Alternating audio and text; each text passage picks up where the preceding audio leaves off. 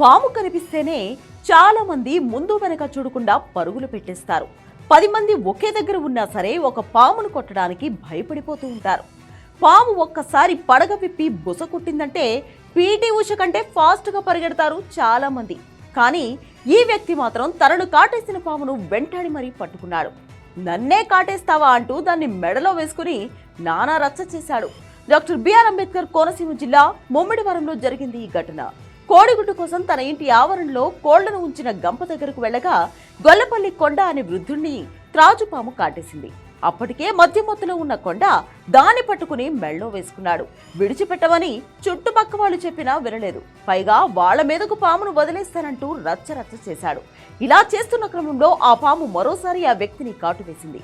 కాసేపు అలానే ఉంటే ప్రాణాలు పోతాయని స్థానికులు అతన్ని కంట్రోల్ చేశారు. పామును చంపేసి ఆ వ్యక్తిని హాస్పిటల్కు తరలించారు.